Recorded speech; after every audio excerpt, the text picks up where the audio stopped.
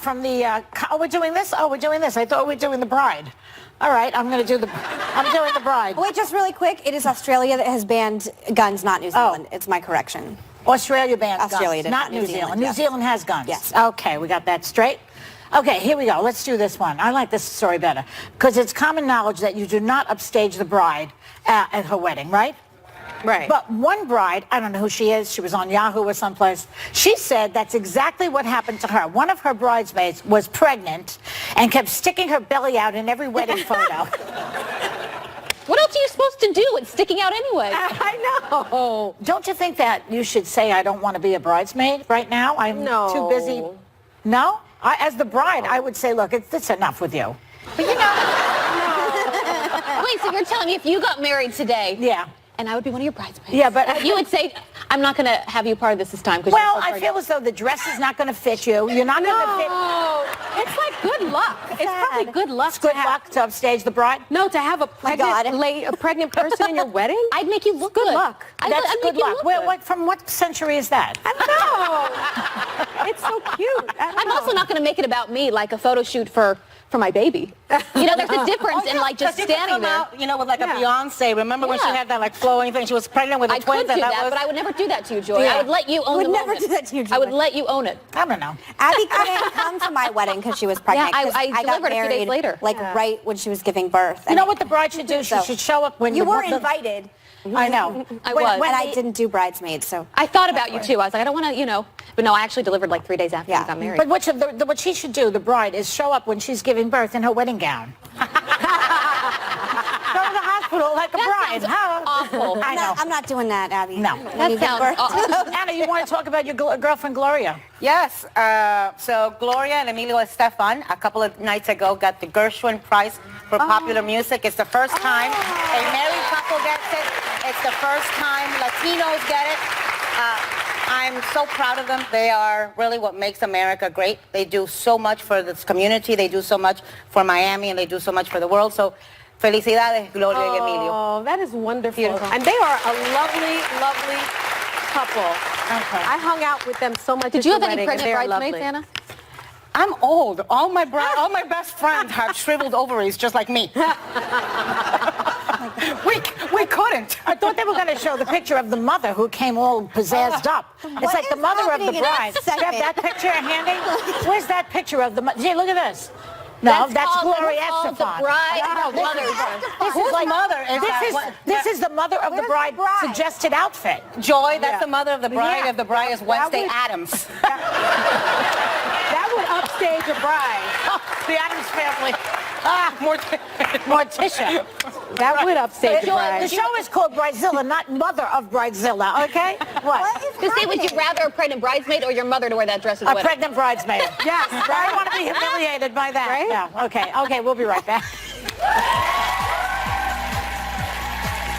Why did California Governor Gavin Newsom This is historic call to end the death penalty in his state, which has met with angry tweets from the White House. This comes on the heels of his threat to take Trump to court to stop a border wall in California. We have a lot to talk about with him, so please give a very warm welcome to California Governor Gavin Newsom.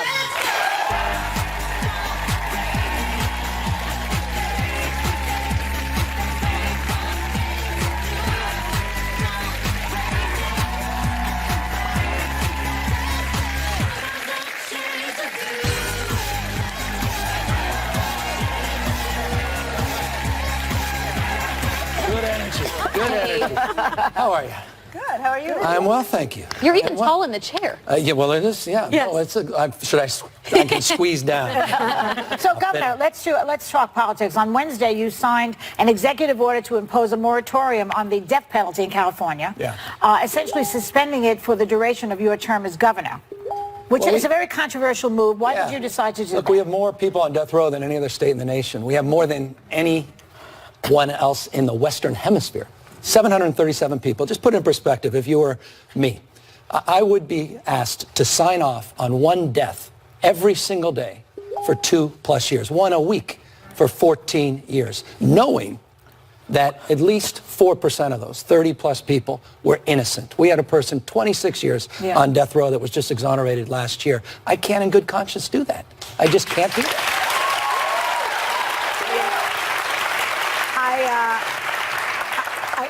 I have to say, as a former prosecutor, I agree with your decision because I know how flawed the system is. And I believe that one innocent person going to death is just not worth it. Yeah.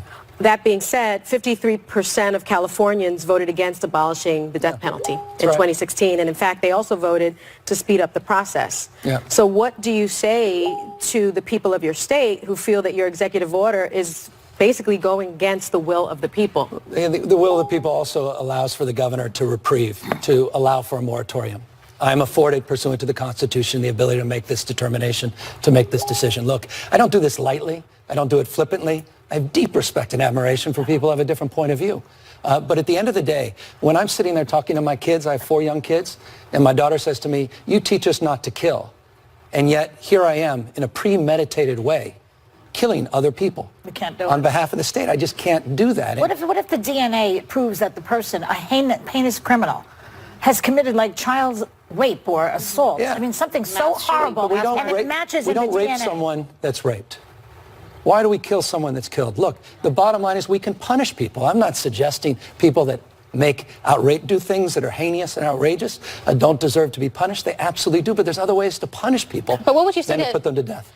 There's a difference in people just disagreeing with the policy and people that have lost someone they love because of a monster. Yeah. A serial killer, a mass shooter. That's right. I know you've probably had these conversations with family members. Speak to them right now, the parents, someone that said, my baby was now gone because of someone who is a complete monster, and now you're going to let them continue to live. Yeah. What do you say to that parent? I had 12 of those instances in the last week. Nothing more difficult, nothing more painful than to try to put myself in the shoes of someone else. For the grace of God, go any of us to be in that position. Remarkably, though, I met a number of parents that said the following: you don't have the right in my daughter's name to take another life. You will not be doing this for our family. She said, you'll be doing this to our family. We are done with violence. We need to move on. And so good people have different points of view. It's difficult. Another parent said the opposite, said you have responsibility to eradicate evil. But what do you tell the parent, though, that still disagrees? Says, I don't have closure. What do you say to the one that says you have to eradicate evil? I literally said there's nothing I can do to bring your child back. There's nothing I can say to change your point of view. The fact is, though, I'm entrusted to do something much broader than just address one individual case. I've got to address a system that is race-based system of tremendous injustice for black and brown people. It's just a fact. Look, I mean, you've heard this before, but it's the truth. And it goes deep to the issues that we've been debating and you guys have been talking about here as it relates to what's going on with wealth and privilege as it relates to admissions in colleges. The fact is, you're better off in this country, you've heard this before, of being rich and guilty. You're treated better if you're rich and guilty than if you're poor and innocent in the criminal justice system. It's really true. There's no question about that. And Paul Manafort, all of this. And so, look, we've had 164 people that have been on death row that have been exonerated. 164. Just in the state of California. No, in this country. In the country? In just this country since 1973. The fact is, there are literally hundreds of people on death row right now that are there for crimes they did not commit. And again, it's not an intellectual conversation. I have to sign off on that execution. And in an effort to do that, you have to dig deep. And this becomes a moral issue. It's a very emotional issue. And it's very, to be spot on to be able to look at someone, victim family, that says, I need this for closure and not provide that. This is tough. Can we talk about another issue which disproportionately affects your state, which is immigration? When Donald Trump declared a national emergency over the border, you withdrew the National Guard, the California National Guard, and you said to him, we'll see you in court, which I think it has, in fact, already begun to happen. So what do we do about the border? As a border state, what is the solution, do you think? Well, let me just say this. I pulled the National Guard because I didn't want to be part of this political theater.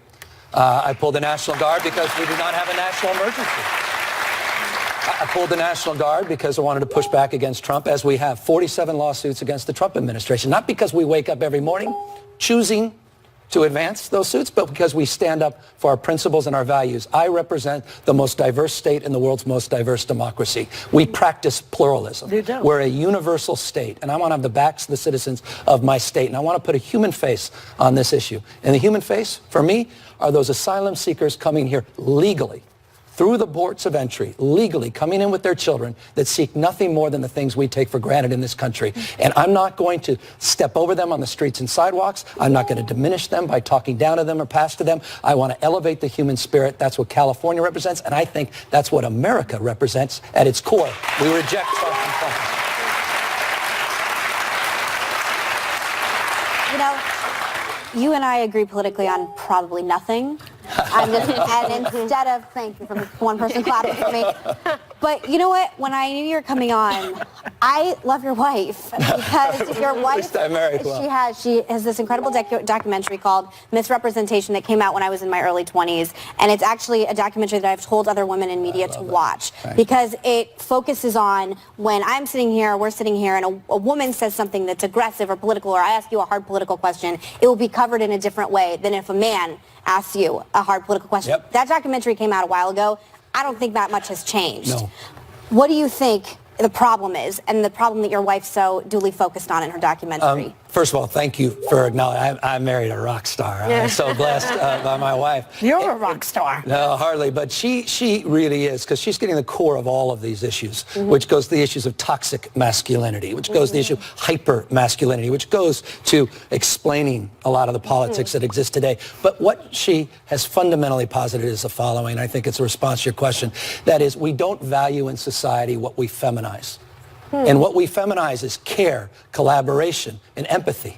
And think about a society that doesn't value care, doesn't value empathy and collaboration. And that goes to the core of the issues we're having in this country. And by the way, the biggest issue we're having in this country, the crisis of boys. The fact is, I would argue the most dangerous words in the English language are man up, be a man. Don't be a sissy. Right. And we hear that all the time. And what happens is that young child puts a mask on and their face grows in it to become how society expects them to behave. And what we have as a society is a crisis of suicides, disproportionately men, issues related to dropouts and binge drinking, all these issues, one thing in common, including mass shootings, men. Well, would you tell her for Okay. me? I hope she doesn't follow up to it, because I don't think that much has changed, and it's a really important documentary. And I'm glad I saw it when I was in my early 20s. Yes. I love that. Thank you. Yes. You're going to be running for president? No. You. It's good not to have a presidential candidate. Not this time around. 2024 pick. Thanks to Governor Gavin Newsom, and we'll be right back. Thank you.